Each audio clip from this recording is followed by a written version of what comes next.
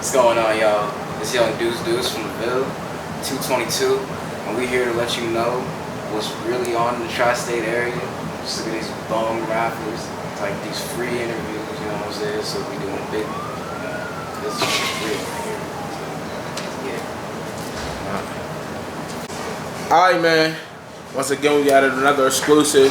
It's your boy Scooptvpgh. We back at it again. Once again, who we got in the building? We got 222 in the building. What's going on, y'all? Nothing much. So we got a lot to talk about today. I see you got a lot of stuff going on, a lot of music. You know what I mean? We'll talk about the label and all that. So first and foremost, where you coming from? I'm coming from Meadville. I came up there for a little bit. I'm not born in PA, you know what I'm saying? Basically, you know, I've been here for, I want to say 13 years, like, just about. Yeah. No, that's definitely dope. That's definitely dope. So how is it out there? It's pulled up, you know what I'm saying? It's very quiet, it's rural. It is so like relaxing, you know what I mean? It's like a culture and mixing bowl, you know, you got a lot going on in a real quiet area. And that's why I actually started doing what I did, like how I'm doing it right now, because like the Ville actually was the first place I actually even had a show. At a place, it was called Bree's Sports Garden. I was in high school, and like she just let me have a whole bar and everything. Like I wasn't even 18. Like so, you know, that's just a little bit and piece of like what the people are like there. You know, they're really willing to like help out the young generation. Like, you know, it's cool. It was cool. Like, Oh, that's definitely dope. That's definitely dope. So we're gonna get to the music part of everything. What inspired you to really start doing the music? Well, my uncle he actually is like he was a music producer. He owned his own label. His name is Anthony Tate, and he worked with a lot of big artists in Atlanta. And I was born in Atlanta, so I got a lot of just a lot of rap influence in me. I grew up in Cleveland a little bit too. There was a studio down in the basement at my pop's crib, and there's a rapper called Paycheck in Cleveland. That's my uncle, and he used to be recording down there all the time, right? And I was legit at this time, but I would be going down there and seeing them like with just like all this is studio equipment that they had got together themselves, you know what I'm saying? And then just I was like, anybody can do this. I'd be hearing songs like on the radio, you know, in the car back then. I mean, like not now, we don't listen to nothing on the radio now, but like really, but like now I would listen to that and I'd be like, dang, they just doing that down in the basement. Like that was the first time I was like, I think I might want to get into this lane. Like, you know, just seeing how like workable it is, you know, like workable it is, like really, like that's it, really. That's definitely what's up. So, who is like some artists you was listening to Coming up, I was actually wasn't into rap for a long time. I was listening to Fall Out Boy. Okay. I was in the alternative rock. I just like that kick, you know what I'm saying, and that the instrumental like was always super raw. Like I loved how they could have their voices in there, but not be overpowered at the same time. And that's what made me really like, wow, that's kind of what rap is like. That's like that I started listening to rap. So I was gonna say my like a really stark influence would be Pete Wentz for sure. Like that dude was on something else. His writing style, he influenced my writing specifically. Pete Wentz, like for sure. And then G-Eazy too, in the lane of rap, it's definitely important to name rappers after the fact of getting into like alternative rock or whatnot. Like G-Eazy and Logic and Bone Thugs and Harmony, like Mo Murder. When I heard that song, I was like, yo, I want to work with that flow. I want to mold that. That's something new. You know what I mean? Another one too. Snoop, I feel like is a lot of rappers like inspiration, but like just for like alter ego type shit, you know what I mean? Like when Kendrick got his different voices, which also he's another influence. Like that was like really what got me like into conceptual pieces, you know what I'm saying? Seeing rappers do a little more than just put something down on the track, you know? No, that's true. That is very true. So I wanted to talk about you. You say you went to Clarion? Yeah. I'm in my senior year now. Oh, that's lit, man. That's where I graduated from. So, what was your experience up there? It definitely opened my eyes a lot to what show culture is really like. You know know what I'm saying? Like that's what gave me. It was like the opportunity to feel like a real artist. Right before I was on all platforms, you know, it's kind of hard to get people to take you seriously, like in Clary. So like that's what I got when I started like pushing the idea of getting all songs out like on platforms. Like that's what Clarion did for me. It was like gave me that kind of like real feel with fans, like for real. The hip hop culture is really like that, like, for sure. And then also they had a lot of shows my freshman year. They had girl from Wild Out with the red hair. What's her name? Anyway, that's terrible. But like, anyway, she came down my freshman year, right after this chilling and grilling event. And just like shows like that, you know, events like that, that's what Clarion did for me for sure. Because I could say, you know, like they gave me grades, but like that's what they did for everybody, you know. Yeah. No, that's what's up, man. No, definitely. So, like, how important was it to actually market your music up there? Like, how effective was it? Oh, it's a shame to say it was more important than getting homework in. Right. You know, like right. that was my everyday. That still is. Like, you know, when I first got down there, like the freshman orientation week done that they had, that first thing I was doing was sitting my SoundCloud link around. You know what I'm saying? I wasn't on all platforms yet, but I was like trying to get there, you know. So like, it was cool because I was kind of shy. I haven't always like been as jumpy to like show people like music as when like that's really what college did for me. For real, it was like be more comfortable, like sharing music. Just beforehand, I'd be like, I'm not trying to bother people type shit. You know what I mean? Like I'm not trying to. I wasn't really trying to self-promote that much because it's just too ambiguous to me in general. I don't like I'm doing an interview right now, but I don't like talking about myself. You know what I mean? Yeah, I see what you mean. It's just like it's not very fun. You know what I mean? Like I'd rather live vicariously, like through other people. We had this sort of stuff going on, man. And Clarion for real, like getting pushing tracks towards people, like was my top priority. And it was actually cool because I didn't really have to say much. I'm a quiet dude, and like people would actually come up to you and be like, yo, like I kind of peeped you down on Instagram.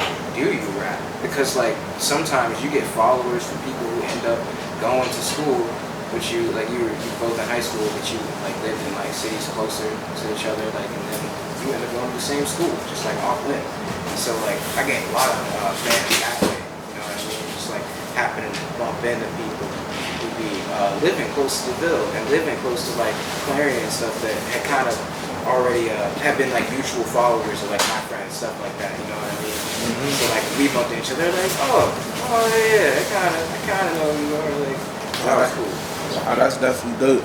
So we'll talk a little bit more about your label that you got put together. Like, oh yeah, let's know about like the process of getting that together. The process started with my single 22 hit. It was a song that I did. They went dumb for no reason. I didn't think that I was confident in this song. I didn't think that it was gonna come out that well. You know, I put it on my first mixtape that I ever dropped in college. It was called Something Big Gone Far Away. It had like 8 tracks on it, something like that. You know what I mean? And then I remember when I dropped that, I didn't drop that with the tape. I dropped that as a single before the tape came out, and then I like really like included it with the tape because it was still a tape track. But like when that dropped on its own, it did numbers. Like, and I was like, wow, I had people Snapchat me. Like, it still does numbers to this day. It's still like one of the top like 3 songs on my SoundCloud, and I have 83 tracks on SoundCloud. Like that one song is doing crazy. And so like when that happened, I was a freshman in college, like I was saying. So like I thought that labels were like the way to make it. Yeah. So you know, like, and I really haven't done my research as deeply as I should have when it came to like paper, I guess. And like, so when I saw the result of that, I was like 22K. That's like a good brand name. Like, I was trying to make me more of a brand more than anything. I wasn't even really thinking about finalizing the label. I kind of knew I wanted to do it, but I was scared because I was really young. I was only like 18 at this point, like, you know, so I spent a little more time like performing and playing, and then I got a little more response from people on Instagram. I got my followers up a little bit. Then I got my bread up a little bit, so I could actually pay for everything, like production and stuff, and make sure there's no legal mishaps after the fact of me dropping some shit. Like, you know, like I have much respect to producers. You know, they do too much work for you not to pay them. You know what I mean? And that's like a big thing. Like rappers just be dropping stuff and being like, ooh, like, you know? Yeah, right. That's not cool to me. No, that's definitely what's up. Yeah. So as far as like with your label and stuff, like let's fast forward a little bit. Like I'll say 1 to 5 years. How far do you want to see growth? Like as far as growth, what you planning on doing? In another 5 years, I want to see us doing like joint ventures. Okay. I'm really pushing for it, and I want to get sponsored by Rip and Dip is one brand I've actually been like going after for a really long time. I want to get bands, like it just something like just like a partnership, just like even like a paid partnership, just to wear some stuff like this. Like just modeling clothes is definitely like the more venture I'm trying to get into, because I did a couple of fashion shows, like, and that just totally changed my outlook on rap in general. Like I was like, there's so much more you can do for your brand. Right, definitely.